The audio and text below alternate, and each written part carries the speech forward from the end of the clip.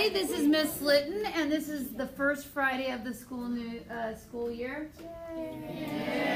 And this is my wonderful period 1 class. Say hi. Hi. All right. And I love them, except for whoever changed my keyboard to Korean. And we're going to continue on in chapter 1. I want to take us back to the beginning. Remember, we're talking about biology is the scientific study of life. Science is real. Hashtag, not imaginary nor fake. And the first thing we want to talk about is remember the characteristics of life. So let's see if we can do that. You ready? Living things are organized, made of cells. They acquire materials and energy. Nice. They maintain homeostasis. They respond to stimuli and reproduce. They grow and develop, and they adapt and die. Yay! Okay, so where we are in this presentation is we're talking about responding to stimuli and behavior, and I believe, did you get those notes? Behavior, let me give it to you. Coordinated response to environmental stimuli. Coordinated response to environmental stimuli. Coordinated response to environmental stimuli. And you can see some examples here, like a plant is following the sun. And then that brings us to big idea 4.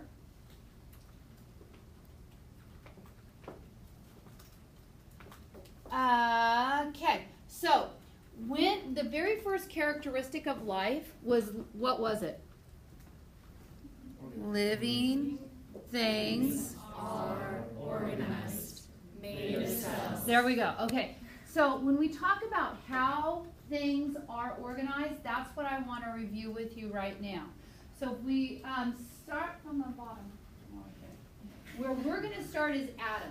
And you can see the list right here. Don't type it right now. Type it in a second because you're going to do it as a review.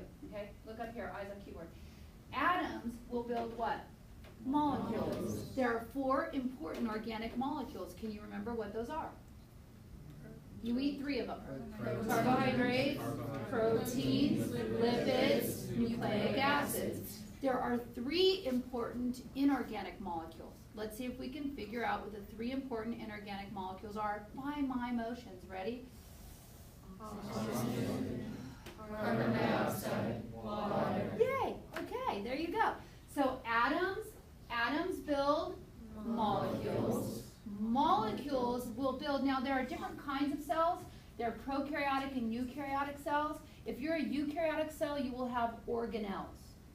Organelles, that sounds like a tiny organ. What would be a tiny organ inside of a cell that acts like a brain? Nucleus. Okay? Do you know what the powerhouse of a cell is? It starts with an M. Those are organelles. Oh, is it on there? No, it seems like I'm being. Oh, okay. Okay, so here we go. So not all cells, look to me, not all cells have organelles, just eukaryotic cells, but we're going to include them in our example. So it goes like this. Say it with me. Atoms, molecules, organelles, and then we're going to go like this. Cells. Okay? The reason why we're going here is because this is where life starts, is at the cell. It's not alive till we get here. Okay? So do it with me again, but a little bit faster. Atoms, molecules, organelles, cells. Then we're going to go like this. Cells build tissues. Cells build tissues. We won't act, you're so cute, I love you already. You're not going to say cells, but you just say tissues. Tissues. That's good though. And, okay, and then tissues get together and build what? Organs. So what am I making right here? Yeah, it's not a real one, but that's okay. It's really like this. Okay, but anyway, actually like this. Okay, so organs, and then we're going to go organ systems. Like I'm getting all the arteries and the veins and stuff right here. Okay, so that much. Ready? Here we go again. Atoms, molecules, organelles, cells, tissues, organs, organ system, and then you go organism. Because we're one, right? Organism. Okay, and then a group of the same organism is a population. You put several populations together and you have a community. Then you add in some weather and you have, so we're making some rain, or you can go like this, halfway down. Okay?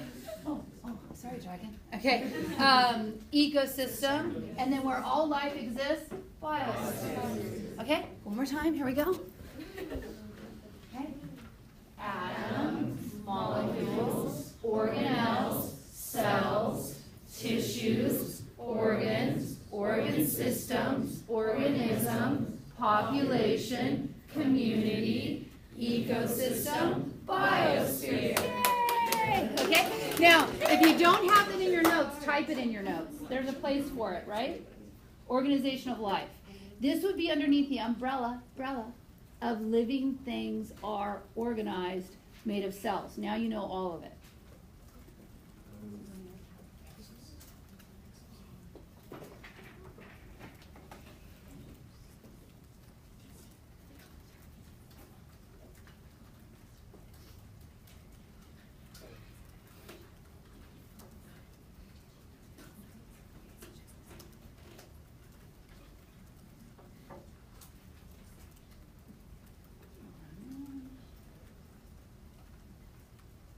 All right.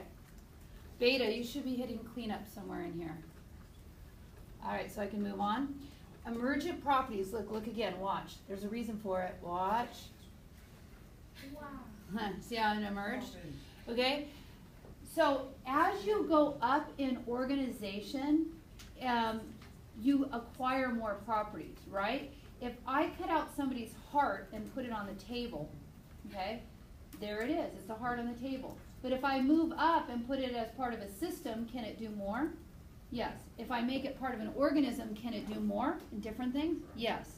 If I have a whole herd of tatanka, buffalo, could it do more? Yes. So you have properties that emerge as you go up in organization. So on your notes, you have emergent properties. Each level of organization acquires new properties.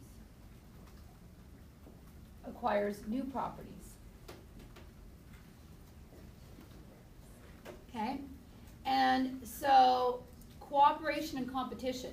Obviously, one ant can do one thing, but if there are a whole group of ants, right, a population of ants, they can cooperate together and build and build and build and build until they can get to that leaf.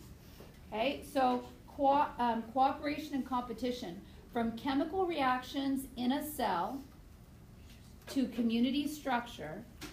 So I'm going from a cell all the way up to a community. From chemical reactions in a cell to community structure in a forest. You will see this. Another example, circulatory system helps facilitate the respiratory system and vice versa.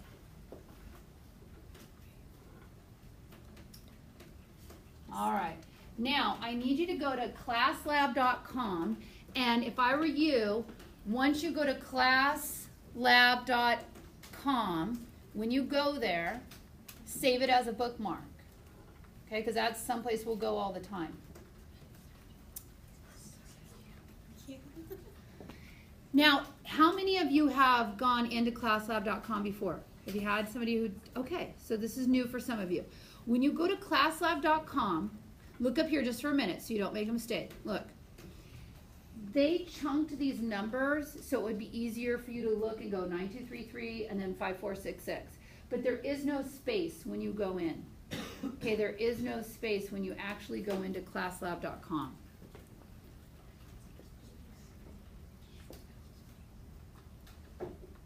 Now, this classlab.com number is going to be the same for me for the rest of the school year. It's like they give me a number for the school year, and that is my classlab.com code.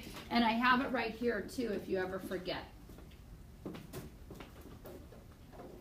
Now, because this is what I would consider, and anybody would consider this, it's called formative assessment. So I'm checking for understanding as we go along. This is a safe test, okay?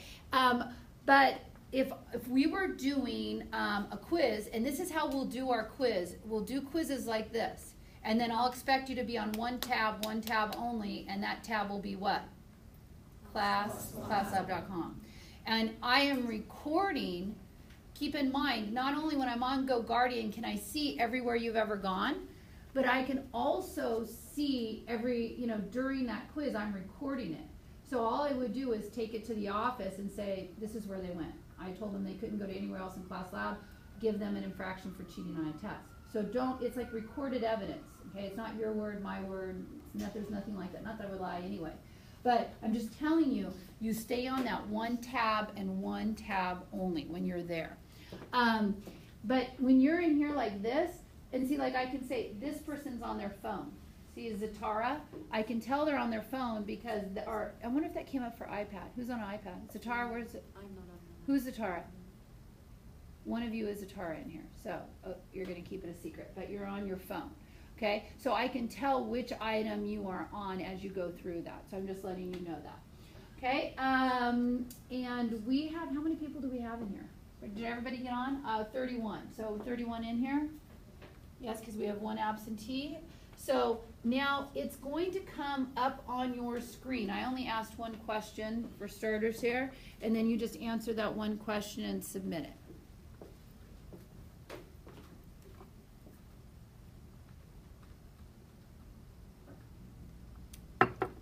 When you take your quiz on Tuesday, there'll be 5 questions, and you will answer those 5 questions and submit it.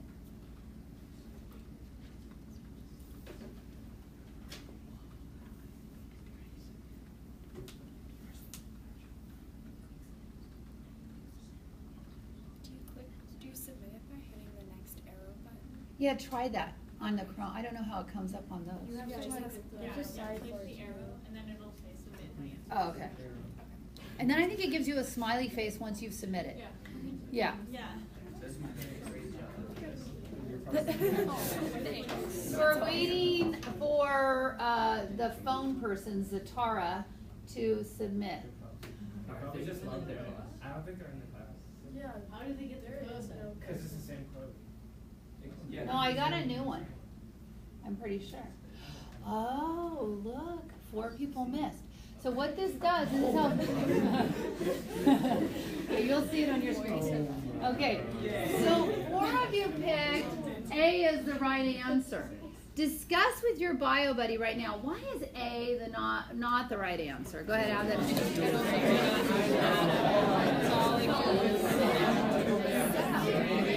Tissue. I can't even do the practice. Tissue. All right. Do you see how that works?